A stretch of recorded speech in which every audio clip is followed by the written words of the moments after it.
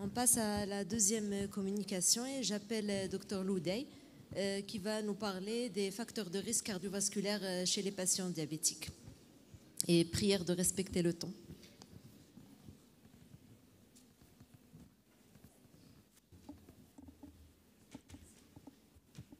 Bonjour, cher maître, honorable assistance, permettez-moi de vous présenter un résumé de mon travail intitulé Les facteurs de risque cardiovasculaire chez le diabétique à propos de 250 cas que nous allons aborder selon le plan suivant. Après une brève introduction, nous allons étaler les différents matériels et méthodes utilisés dans notre travail, puis nos résultats que nous allons discuter à la lumière de la littérature avant de conclure. En guise d'introduction, le diabète, qu'il soit de type 1 ou de type 2, représente un terrain particulièrement à risque pour les complications cardiovasculaires qui sont la première cause de décès chez ces patients. L'association du diabète avec les facteurs aggravants comme l'hypertension artérielle, la dyslipidémie ou la sédentarité multiplie les risques d'événements graves tels que les infarctus du myocarde et les accidents vasculaires cérébraux. D'où l'intérêt de faire un dépistage précoce de ces facteurs de risque pour prévenir les complications potentiellement fatales et améliorer la qualité de vie de nos patients. L'objectif principal de notre étude était d'identifier la prévalence des facteurs de risque cardiovasculaires liés au diabète chez la population de la région de Souss-Mesa. Il s'agit d'une étude monocentrique, descriptive transversale, qui a porté sur 250 patients. L'étude s'est déroulée sur 2 ans, entre novembre 2021 et novembre 2023, au sein du service d'endocrinologie et de maladies métaboliques de l'hôpital régional Hassan II d'Agadir. Étaient inclus dans notre étude tout patient diabétique de type 1 et les patients diabétiques de type 2 ayant des données cliniques et biologiques complètes et qui ont accepté de participer à notre étude en donnant leur consentement éclairé. Étaient exclus de notre étude toute patiente diabétique enceinte ou ayant un diabète gestationnel. Et bien sûr, tous les patients avec les données cliniques et biologiques incomplètes. Les données de nos patients étaient transférées sur un fichier Excel et analysées grâce à un logiciel Jamovie 1.6. Les variables continues étaient présentées en moyenne ou en médiane et les variables qualitatives en nombre et en pourcentage. Passons maintenant à nos résultats que nous avons obtenus grâce à cette méthodologie.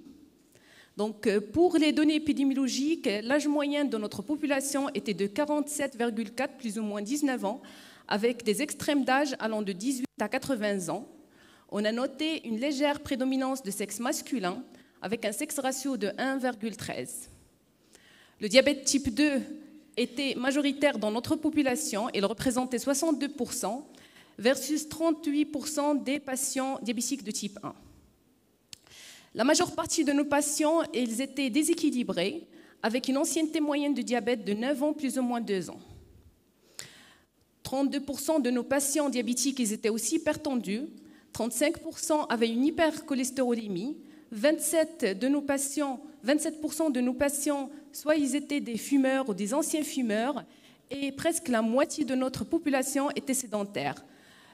Tandis que les antécédents de cardiopathie ischémique ne représentaient que 4,5% de nos patients et 3,6% de nos patients avaient déjà eu un accident vasculaire cérébral ischémique. Seulement 14% de nos patients étaient obèses, 39% en surpoids et un tour de taille moyen de 89,86 cm.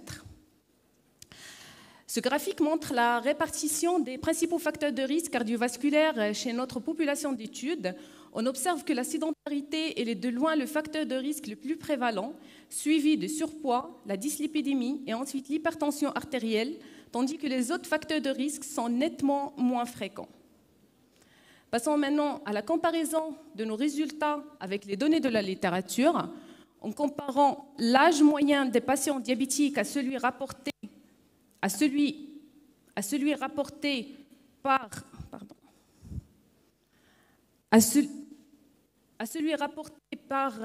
par les différentes études, nous constatons que les travaux de Sow et al. Au Sénégal, de Fekash et al. En Algérie, ainsi que Mbaye et al. Montrent que leur population est les plus âgée, En revanche, notre population d'études était plus jeune. Il représentait 47,4 ans. Dans notre étude, l'hypertension artérielle était présente chez presque 32% des patients. Ce chiffre est inférieur à celui observé dans l'étude tunisienne de Bouzid et al. Et celle de Farkash et al. Cette différence pourrait s'expliquer par l'âge relativement plus jeune de notre population d'études. De même, l'hypercholestérolémie, elle représente dans notre étude 34,6%. Donc, c'est un chiffre qui est nettement inférieur à l'étude algérienne et à l'étude tunisienne représentée par Bouzid et al. Le taux des fumeurs est représenté 27,2%, ce qui est comparable à l'étude de Farkash et al. Et l'étude de Bouzid et al. Le taux d'obésité dans notre série est relativement faible comparé à d'autres études, notamment celle de Bouzid et al. En Tunisie et de Farkash et al. En Algérie. En revanche, le taux de surpoids dans notre étude est plus élevé que celui rapporté par Farkash et al. Ceci peut être dû surtout à l'alimentation et surtout aux habitudes alimentaires de notre population. En conclusion, le dépistage des facteurs de risque cardiovasculaire chez les patients diabétiques revêt d'une importance capitale. L'identification et la prise en charge précoce de ces facteurs permettent de prévenir les complications majeures, telles que les cardiopathies et les accidents vasculaires cérébraux, mais aussi d'améliorer significativement le pronostic global des patients. Ainsi, une approche multidisciplinaire associée à un suivi régulier s'avère indispensable pour réduire la morbidité et la mortalité liées aux maladies cardiovasculaires chez les patients diabétiques. Et je vous remercie pour votre attention. Merci beaucoup, Dr Loudey, pour cette excellente présentation. C'était une étude très intéressante dans notre contexte national. Et je vais commencer par une petite question avant de donner la parole à la salle par rapport à votre méthodologie. Pourquoi vous avez une majorité de patients diabétiques de type 2? Pourquoi vous n'avez pas fait la stratification donc, selon les différentes catégories de risque cardiovasculaire? Comme ça, on pourrait bien apprécier donc, le niveau de risque cardiovasculaire dans votre population. Surtout, comme vous savez, le Maroc est classé parmi les pays à haut risque cardiovasculaire, à défaut d'études nationales. Donc, je crois qu'il aurait été utile de faire la stratification et c'est facile donc, en suivant les recommandations. La deuxième petite question, c'est par quoi vous avez défini la sédentarité dans votre étude? Merci, professeur. Donc, pour la première question, donc, nous, on a choisi de faire une étude générale, vu que l'absence des études épidémiologiques, surtout dans la région de Souss-Messa. Donc, finalement, on a opté pour les patients diabétiques type 2 et type 1, surtout que la majorité des patients type 1 dans notre étude, soit ils étaient des tabagiques malgré leur jeune âge, ou bien des patients qui avaient un parent de premier degré qui avait un événement cardiovasculaire ou bien un décès avant l'âge de 50 ans. Pour votre deuxième question... Par quoi vous avez défini la sédentarité? Sur quels critères vous avez dit que c'est un patient sédentaire ou bien c'est un patient qui n'est pas sédentaire? C'est surtout sur l'interrogatoire du patient. Donc, ce sont des patients, on leur a posé des questions sur l'activité physique. Donc, ce sont des patients qui ne bougeaient pas trop. Donc, et même la tranche d'âge, c'était surtout entre 70 et 80 ans. Donc, c'était ça, principalement. Merci. Donc, professeur El-Gendouz, vous avez une question? Moi, ma question, parce qu'il y a très peu d'études épidémiologiques au Maroc dans ce sens. Nous, on a fait une dans notre service qui a été publiée par le professeur Moumen. Et on s'est intéressé à voir quel est le pourcentage de patients qui sont dans la cible, que ce soit la cible de la dyslipidémie et le pourcentage de patients qui sont dans la cible tensionnelle. Ça nous donne plus une idée sur le plan épidémiologique, est-ce que nos patients sont contrôlés ou pas? Et ça a été fait déjà à l'échelle internationale. Ça d'une part. Et d'autre part, quel est l'âge moyen dans votre population de diabète, l'âge du diabète? Parce que ça n'a pas été précisé. Nous, on avait une population d'âge moyen de 60 ans, avec un âge de diabète moyen de 10 ans. Et on a trouvé quand même qu'il y avait peu d'événements par rapport à ce qui est décrit. Par exemple, à l'Europe, on avait 14% d'événements cardiovasculaires qui ont été déclarés. Vous avez moins que nous, ça veut dire que vous avez 8% ou moins de 8% parce que ça n'a pas été rassemblé. Peut-être qu'il y a des patients qui ont fait et un AVC et un IDM. Et donc, si on les rassemble, ça va être au moins de 8%. Ça veut dire que c'est des patients qui font peu d'événements.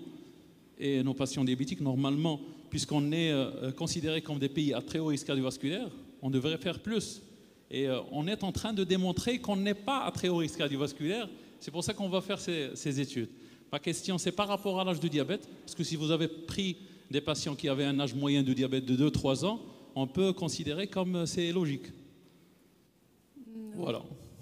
Merci. Merci professeur pour cette question. Effectivement, donc la majorité de nos patients, parce que ce sont des patients qu'on venait de recruter, donc presque la majorité, ils avaient entre 6 et 7 ans de diabète. Donc c'était ça la question. Et probablement par rapport à mon étude, je pense que c'est les caractéristiques probablement de la population de Souss-Mesa.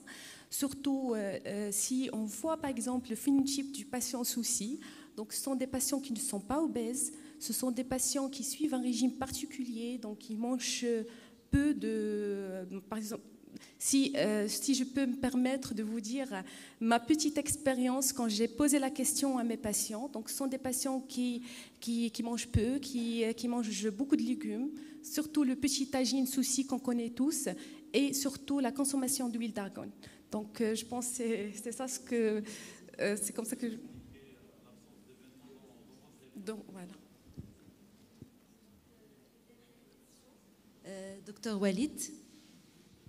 Bonjour, merci professeur Bouman, merci aux orateurs, merci à docteur Loudey pour l'excellent exposé. On a un petit billet, c'est nos patients en général en pratique courante ont des problèmes articulaires. Alors sédentarité, est-ce que cette sédentarité due à une absence d'activité parce que la personne ne veut pas, ou est-ce que c'est une sédentarité parce que le problème a des problèmes de gonalgie? On a des patients qu'on encourage à faire de l'activité physique, mais qui ont des problèmes rhumatisme.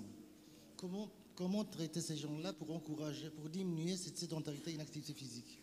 Sinon, le risque cardiovasculaire risque d'augmenter beaucoup plus. Merci.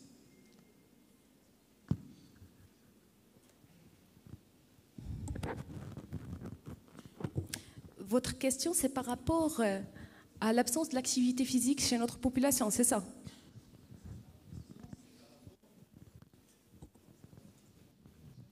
La question, c'est comment encourager l'activité physique tout en sachant que notre population marocaine est de plus en plus âgée, surtout au nord du Maroc, l'exemple c'est le nord les gens sont obèses, les gens ont des problèmes de gonalgie, leur rhumatologue ou leur traumatologue leur dire de ne pas marcher.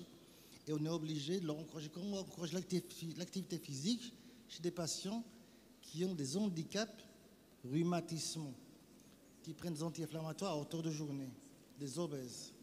Comme il y a obésité, il y a problèmes rhumatismaux, gonalgie, donc d'autres les hanches.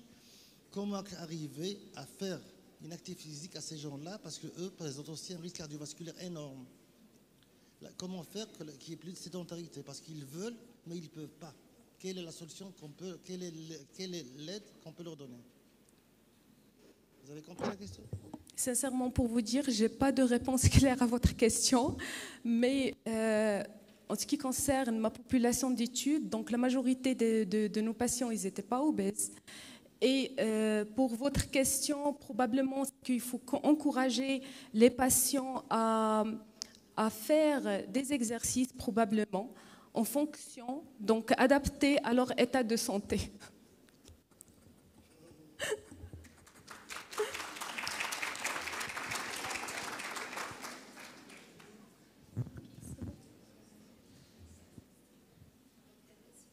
Docteur Loudey pour cette excellente communication.